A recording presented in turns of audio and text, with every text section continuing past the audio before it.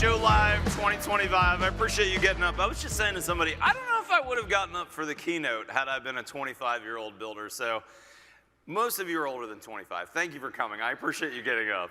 We got a great 2 days ahead. A bunch of you were here for the VIP day yesterday where Brent gave kind of a shortened version of his Master Builder University.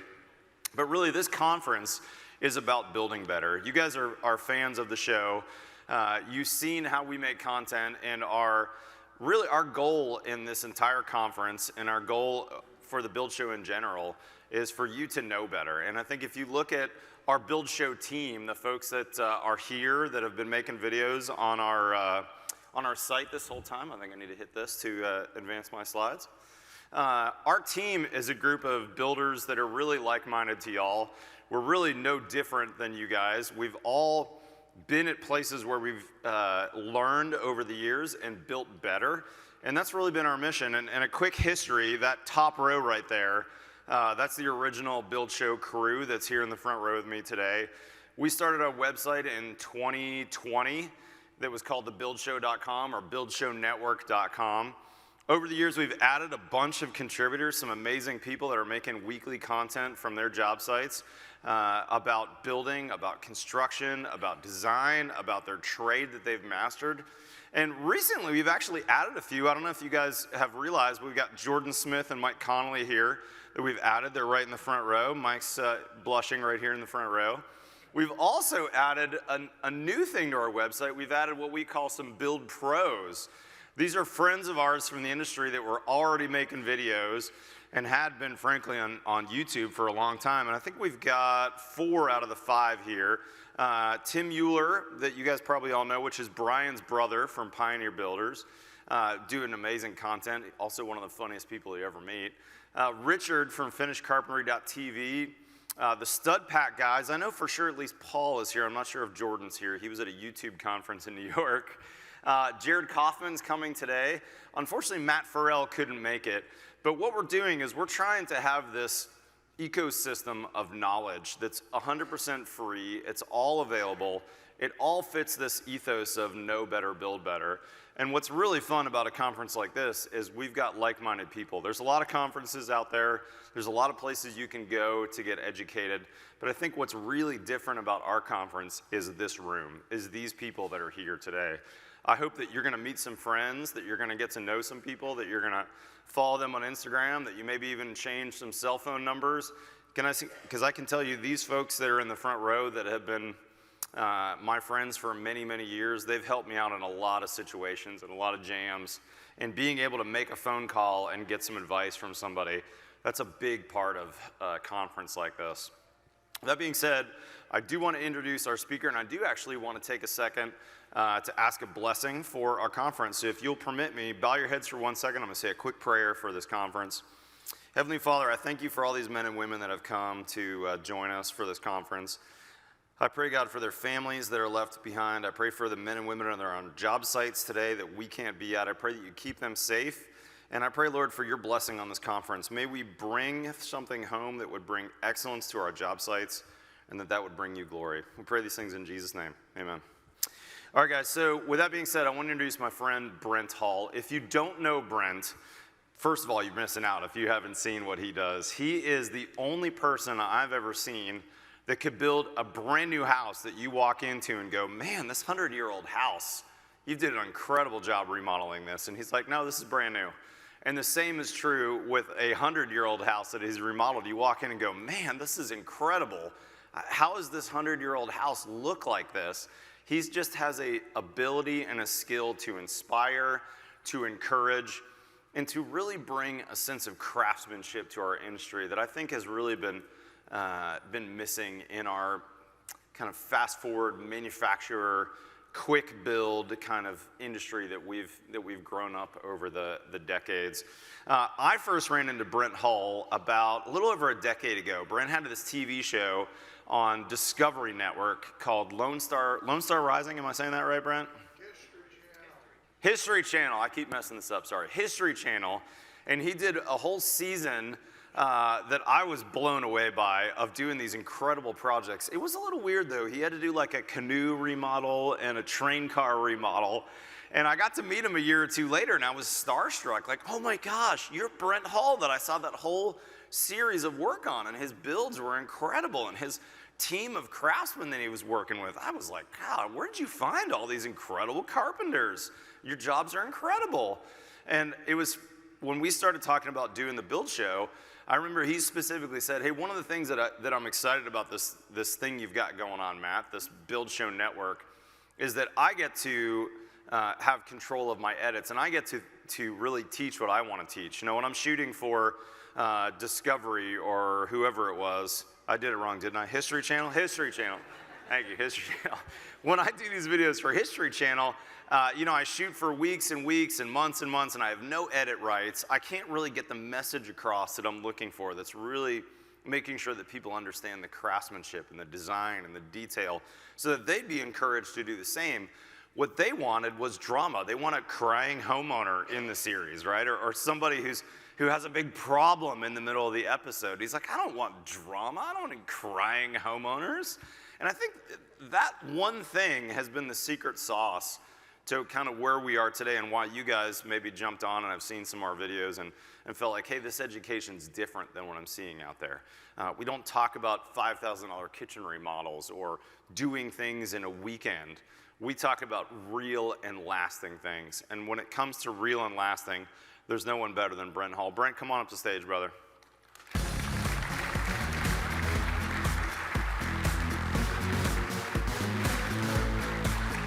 Some of you got to see Brent's job site yesterday, a 120-year-old house that his team is remodeling. And for those of you who didn't see it, we got a bunch of videos on that house. But one thing I want to mention, Brent, that I'm excited about your keynote today is I think of all the people in this room, you really have this understanding on how buildings last. I mean, when I walked up to that house with you yesterday and said, hey, now what am I seeing here that's new? And, you know, is this roof new? Is this brick new? Are these windows new? And you're like, no, Matt, that's a Ludovici tile roof that's 120 years old, right? And the whole exterior of the house was basically as it was built. You might have buffed it up or cleaned it or repainted, right? But really the house was substantially the same as when it was built in 1908. And so I'm really excited for you to tell us about building a lasting legacy. Guys, give a big hand to Brent Hull. Thanks, brother. Thanks, buddy. Appreciate it. Your clicker is right there. Okay. I suppose it could have been worse. It could have been the Disney Channel. It felt like the Disney Channel at times. So I'm going to kind of continue a tradition that Matt started last year. He asked me to do this keynote, and very honored to thank you for having me up here, Matt. I appreciate that. And just kind of tell you my backstory, kind of how I got to be here and what drives me and what encourages me to build better. And it's really this. We're all trying to, well, I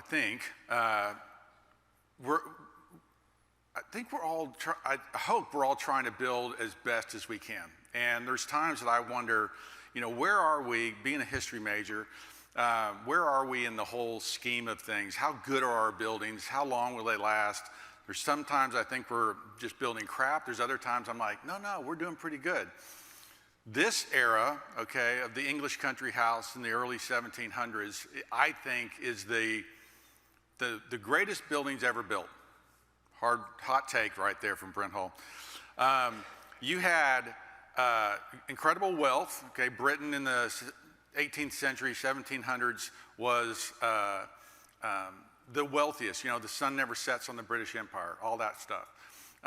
It was post-Renaissance, so you had high classicism, beautiful buildings. You had amazing craftsmanship, and so I look at what they were doing and what they were building as my model, my brass ring to go for. And so I want us all to have that. I want us all to have this brass ring of what do I attain to? And I saw some of you guys come to the house, I want to be able to do stuff like this. Well, I want you to be able to do stuff like this. And so how do we do that? How do we get better? And I'm on this journey and of trying to to build the finest, longest lasting, most beautiful houses we can build. And that's my brass ring. This place, this is in outside of Bath, England. It's Prior Park. It's now a school at the top, but you can still visit this bridge. It's a Palladian bridge. It really is just built for beauty. It was built almost like a folly so that they could look down this valley and see this beautiful thing. There's not really a river there or anything that they're trying to cross. It is just the most beautiful freaking bridge in the world. And so I get inspired by that, and I look at that and I'm amazed, okay? This is one called Stourhead. It's also in England. It's a country house. Look at those, on the pedestals, the stone carved urns there with these eagles over top of them, right? Who has a craftsman that can do that, right? And I'm finding that I'm always looking at these things going, well, how did they do that? How did they do that? What were they thinking? Here is the ceiling of that porch. Wow, right? There's that, and there's that ceiling right there. Like, what is that? Like, how did they do that? That's awesome, right? This is the entry of this house, okay? It was a cube, okay? This room is 30 by 30 by 30. Just even little details like the door header over top. I talked about being able to make pediments yesterday. And I talked to some of you guys about building pediments. You've watched my video.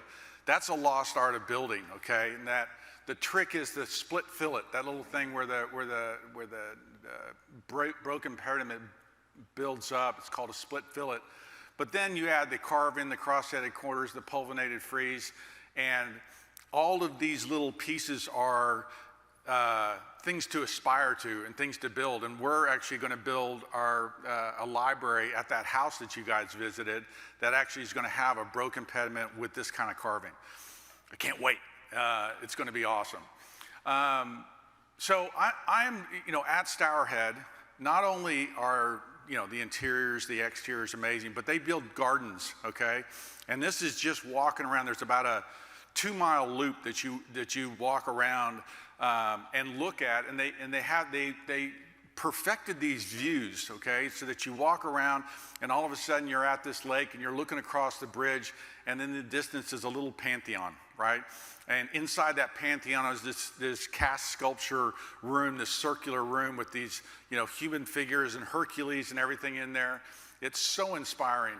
That little Temple Tito, is where Mr. Darcy confesses his love to that girl in Pride and Prejudice. Sorry, I put my girl hat on. This is a tough guy room.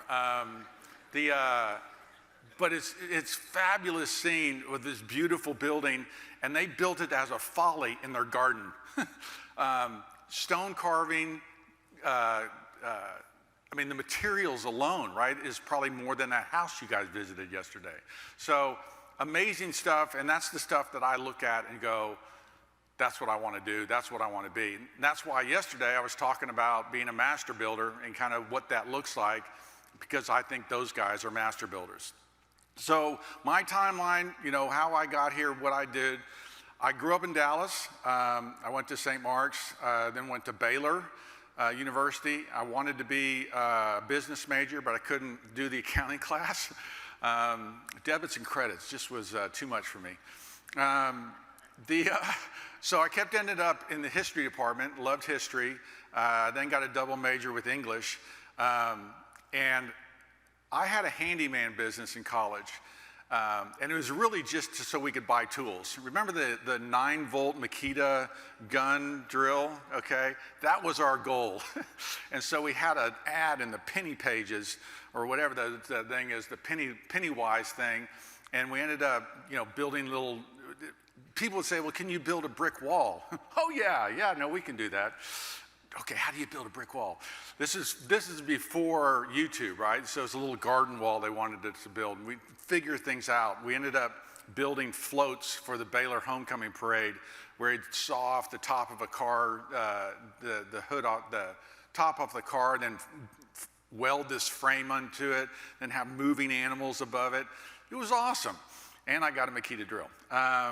So that's what I was doing in college. When I finished, that guy that I was working with said, hey, do you want to come to Alabama? And a friend of mine is going to buy a wholesale nursery. You can put some sweat equity into it, and we'll give you a third ownership. So I was like, wow, that's great. It was a complete disaster. I mean, I was probably there 8 months. My wife and I were going to get married. We were going to live there. No, it didn't happen. I ended up at a boarding school in Connecticut teaching English, coaching soccer, coaching basketball, and lacrosse. I didn't know how to play lacrosse, and so I had seniors helping me, and I would be like, get back there. No, he's supposed to be there. Okay, go, that's good. And it was pretty funny. But I had a great time, and that year, the best man at my wedding said, he was in Boston, and he said, hey, I've heard about this school. You really need to come see it, because he knew I liked working with my hands. I worked on cars in high school and things like that. And so I go there. North Bennett Street is a high-end trade school. They have violin making. Harvard and Yale went to North Bennett Street and said, you need to start a bookbinding program because there's no bookbinders in America. Piano technology, traditional furniture, and then preservation carpentry, which is the 2-year program I did. The whole thing was, the tagline at the time was called an education in craftsmanship. And I'd been journaling at the time that I don't want to be a master of all trades, jack of all trades, master of none. That I wanted to be good at something, right? I wanted to have a proficiency at something. So I literally remember walking out on Newberry Street and going, the heavens opened, and I was just like, this is where I'm going. I can't wait. First thing we learned to do is take old hand tools, get them working again, got hand planes, sharpening chisels, all of those things. And I learned about this juxtaposition of learning how things were built 250 years ago, and then seeing how things are built today. That's really the piece in my life that kind of is the weird way I look at these things. And Matt's talking about me, trying to build houses that look 100 years old. That's what I think we should be doing, and that's kind of why I do what I do. So North Bennett Street was that pinnacle moment for me where I was getting in doing that. I then look at it, and then my career, and I said this a little bit yesterday, is that it kind of goes in these chunks of learning, and these chunks of understanding and growth. And the first growth was that preservation time at North Bennett Street, learning about preservation theory, preservation ideas, how you restore something, how you match something that was historic and how you put it together. And I did a little bit of everything. When I got out of North Bennett Street, even when I was at North Bennett Street, I was buying table saws and planers so that I could mill things. And my company, that has a millwork side and a building side and a design side, really grows up at this time. Because when I got back to Fort Worth and started in my brother's garage, shout out to my wife for putting up a year living with my brother. Woo! Honey, thank you, baby. Love you. She's like, yeah, you should thank me. I was in my brother's garage, and I was building stuff, and I was making furniture. If someone wanted me to make furniture, you can't make money making furniture. I learned that pretty quick. But I was making millwork. I was building things. I was learning about good woods versus bad woods. I remember there was a 1920s building that the columns were rotted, and I wanted to build new things. I quoted it. I got it. I milled all the parts and pieces for these pilasters with these paneled faces. It was beautiful. I was matching profiles. And I made it out of yellow cypress. And it lasted about 4 years before it started rotting out. I was like, oh my gosh. I did all this great work, did all this stuff, and it died. Us building the 100-year window now, I realized the importance of good wood. I realized the importance that good wood's everything. And so that's, was a hard lesson, but something I learned there. But I was, that first year of my career, I was, wearing the tool belt. And then, certainly for the first 3 or 4 years, and then the next 3 or 4 years, I'm on and off. Like, hey, we need help out in the field. Let's go out there. Just growing your business. And so Hull Historical is what it was called at the time, was the millwork and the building kind of just growing up. And so that was that first stage of learning, that first stage. The second piece was, about 2004, I had always remodeled, okay, and I never built. And we got an opportunity to build a house, and I teamed up with an architect, and I built my first ground-up house. It's still standing. And it began this kind of second phase of my career. One of the things that happened early on is I remember going into an architectural salvage yard, and I said to the owner, this was, year 3 or 4, what would a carpenter in 1920 have looked at to know how to build a stair? What was he looking at? Is there catalogs? And he goes to his wall, pulls off this book, was a 1927 millwork catalog. Here, he would have used this. And I looked through it, and this magical book of this hard embossed cover, beautiful colors and pictures inside it, but showing stairs and doors and windows, all the millwork that would have gone into a house in 1927. I started then, collecting millwork catalogs, and I now have hundreds, but at the time I was trying to get these things together. So really they start in about 1870, and by 1890s you have manufacturer's catalogs, before this kind of pattern books. And my first book was basically looking at all of the millwork between 1870 and 1940 and how it changed over that time. And that taught me how architectural styles changed. I talked about historic precedent yesterday, understanding the difference between Victorian and arts and crafts, and began this process of learning for me that I loved. I loved learning, I loved discovering, I loved sharing and teaching it, and that was that first book, Historic Millwork. I wrote another book that begins this classical period for me, because we were working at Winter Tour, which is the DuPont family home that has amazing architectural interiors, and I was looking at these rooms trying to describe them. They said, hey, why don't you write a book for us? And I walked into these rooms, and some of them I kind of, there's a door casing there. Others of them I looked down and go, what are they doing? What's going on in here? So I ended up hooking up with a lady named Christine Frank, who's an architect now in Denver, and she taught me the ideas of classicism. So that first 10 years was preservation.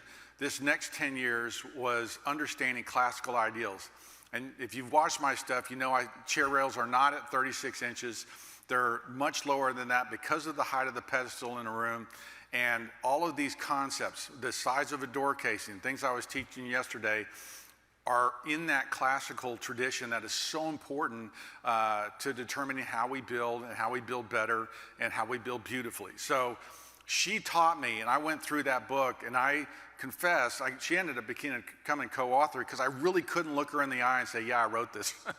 It was really more, she was coming up beside me, training me how to look at these rooms, Georgian versus Federal versus Greek Revival, and go, oh, I get it. So the Georgian period is much bigger and bolder. The Federal period, they have this decoration. Again, learning and growing and trying to, figure out how to build better.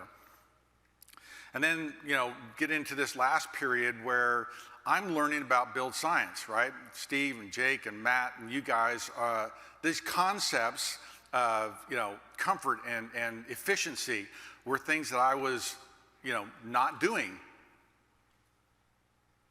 I was doing, but wasn't doing too. It's been a period of learning, and I'm still in that period in my mind. I'm still trying to figure out what is the balance for us and for our company of getting the most efficient, comfortable, best built house that's still beautiful and well designed and classically trained, and classically, that house yesterday had no insulation except in the attic, right? It's a solid masonry wall. Okay, well now I was telling Matt, I'd like to build a house that has solid masonry walls. And what does that look like, and how efficient will that be? So I'm still in this process of growing, still in this process of trying to figure out how to build better. I did have that show on the History Channel. Ironically, so that was 2016, I was pretty convinced I was getting calls from production companies, probably 2 or 3 a year, where they'd say, hey, are you interested in doing this? And when I got the call to do this, to this show on the History Channel, I was like, okay, I've made it. This is going to be it. And it wasn't. It is very frustrating. Matt describes not being able to build what I want to. I didn't know what was going to be in the first episode. And I remember watching it with my wife and just being this letdown of like, oh my gosh, they cut out all the good stuff, which is what Matt was talking about. And the great thing about the Build Show is I do get to rant and rave about the things that I care about. And there isn't any drama. So that was a big disappointment for me, a big letdown. But I've continued to write. I wrote my magnum opus, The Timeless House in an Instant Age. And that is really how I think about building, how I think about how we should build now. I did a second edition of the Millwork book, which is now 1740 to 1940, so a new edition to that. So continuing to learn, continuing to grow through this process. So what are my lessons to you guys now, 33 years into this building process, trying to figure out how to build better? What are my lessons? What do I want to share with you guys? What do I want to encourage you guys to be doing as you go forward?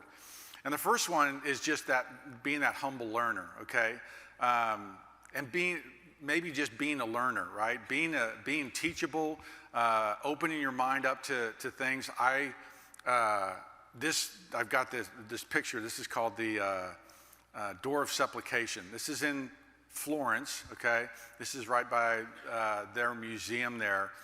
But there's, to the right of that door, there's a little thing where you would actually put in alms, or you'd put in things to give to other people.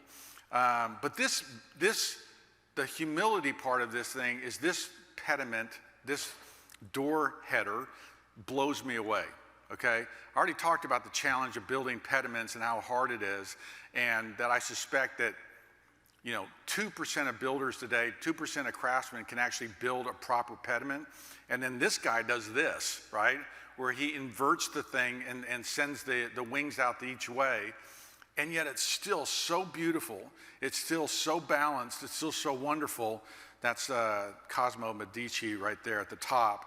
And apparently the story is they had to create a pediment so they could still see out, kind of see who was down there. And so he came up with this design to kind of split the pediment. So, right, just like, wow. I look at that and I'm just like, I'm not sure I'm ever going to have the design chops to be able to pull off something like this, but it inspires and encourages me and it pushes me. Like, I want to know more about this Bernardo Buntalenti, right? Like I never heard of him before. And I started doing a deep dive into this door and trying to figure it out, right? And you see the learning piece in me where I'm always trying to learn and grow. I want you guys to be learners and growers. I'm sure that's why you're here today. Success is a long obedience in a similar direction. That's a Nietzsche quote about how to get by in life. That is really, I talk about it on my podcast with Richard and my son. Success is this long obedience, okay? This long path, now 33 years in, that I'm hopeful that I can build for another 20 years. I'm 60 now, right? Get it to 80 and I'm still building. The things that I'll know by that time, I can't wait, right? It makes me want to start a school. It makes me want to start sharing and teaching more stuff. But I look forward to that and growing and getting better. Lesson 2, craftsmanship matters. My career, really starting at North Bennett Street, where I understood how to craft things by hand, is a path of craftsmanship and learning to craft, okay? This is, Edmund Lutyens was a architect in England in the early turn of the century, 1900s into the 1940s. This was a house that he did, that he was building it in the English arts and crafts style. You can see in that timbered wall, there's pegs that are holding all those pieces together. That's the door with strap hinges, and that's the lock. Wow. Again, another wow. How many people can make this today, right? How many, do you have subs who could do this? You know, I've got probably 2 subs that I know. I say subs, they're craftsmen, they have their own businesses that could actually make this and make this work. And you know, one of my things was we were, the millwork company when it was growing up was doing mostly preservation projects and mostly things like courthouses and depots and doing the millwork. But we learned to find craftsmen who could do plaster and who could do stucco and could do kind of these finer crafts and finer skills. So I'm lucky because I've actually was kind of hooked into a network of craftsmen that really can do this kind of thing. But craftsmanship matters for our clients. Craftsmanship matters for your name and your reputation. If you want to separate yourself from the other people out here on the in the world, in your market, craftsmanship has been our way of of rising to the top, right? Craftsmanship, yeah, we can do that. Yes, we can do that. I'm not a no contractor. I'm not a, that's going to cost too much. No, you can't do that. No one does that anymore. And we do. And I want you guys to be the we do. And then lesson 3, learn to fight, okay? And I encourage homeowners this all the time because we're doing consulting projects all over the country now, and I have to prep them for what's going on in our industry and to learn to fight for those things that matter. It feels like when I say, hey, your column needs to have emphasis, it needs to have shape, it needs to have movement, your column needs to be architecturally correct, that too many people and too many manufacturers are saying, no one does that anymore, or boy, that's going to cost you a lot. And learning to fight for the things that matter and that are important. I love this because this is on that same Lutchens tour, but that house to the right, okay, from that little piece that comes out, is from the 1500s, okay? That thing is, you know, 550 years old, and it's still standing. That's, you know, how do we do that? Well, if I was going to go try to get this built today, I'd have a fight on my hands because there's no insulation in the wall. Those windows are not, you know, insulated glass. They're leaded glass. And because they're steel, they're very inefficient. But it's been sitting there for 500 years. So we're doing something right. The tile roof certainly helps. The quality of wood certainly helps. So there is a way of building our houses so that they last 500 years, but it may not be the path that everybody expects. And I want to encourage you guys to not rely on tape so much, okay? So many of the products that we rely on today are made with glue, okay, that we don't know how long it's going to last. And I'm afraid that on our projects, we don't just tape our windows. We put a metal flashing over top of the windows because I know that's going to last 100 years. But I don't know if that tape's going to last 100 years. I don't want our windows leaking. You know, we started making this 100-year window without insulated glass. Why? Because insulated glass only lasts about 20 years. So I can't make a 100-year window when the glass is only going to last 20. So there's a fight, and I know that I'm saying that, and people are like, oh, no, brother, you know, what's with this guy? And it's a fight that we have to do in order to build beautifully, in order to build so it's long-lasting. I think that's what everybody wants here. And now I'm learning on the build side, like how do I get both? And that's a fight, and that's hard. So those are my lessons. This is my goal. This is the inspiration. I hope that inspires you. I hope you are, you know, want to grab that brass ring, build better. And that's really what I want to encourage you guys today. I want you going out there going, how can I build better? How can my houses last longer? You know, and fighting through all the stuff that we have to fight through. But this is the goal, at least in my mind. Thank you, guys.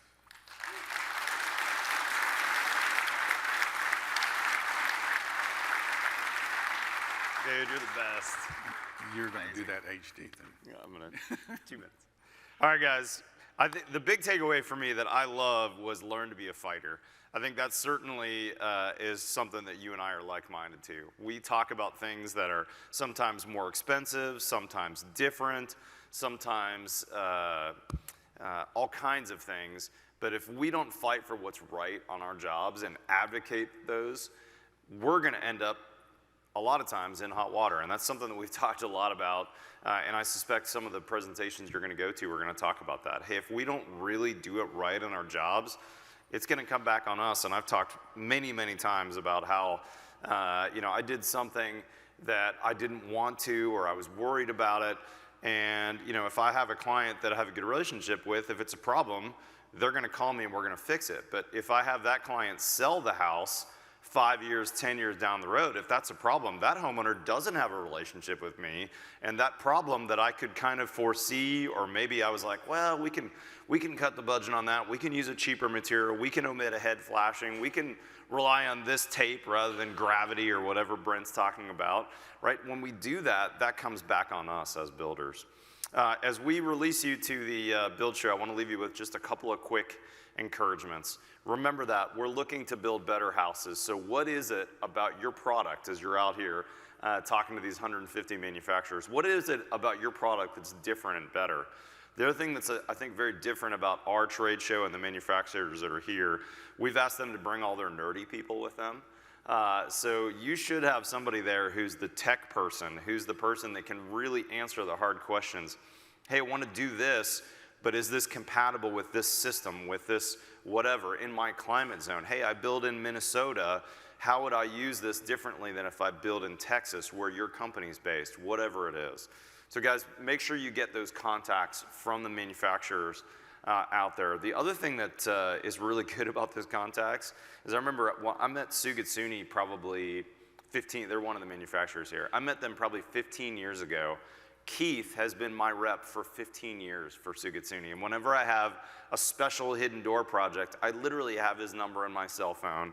And I'll be like, hey, I saw this XYZ on page 200 of your catalog online, and we'll banter about how to do it. It's because I met him at JLC Live like 15 years ago. So make sure you get those contacts. And lastly, for all the Build Show Network contributors that are here, if you want to talk to somebody, if you want to say hi, if you want to ask them a question about a video or maybe a project you've got going, none of them are going to not want to talk to you. They all are here.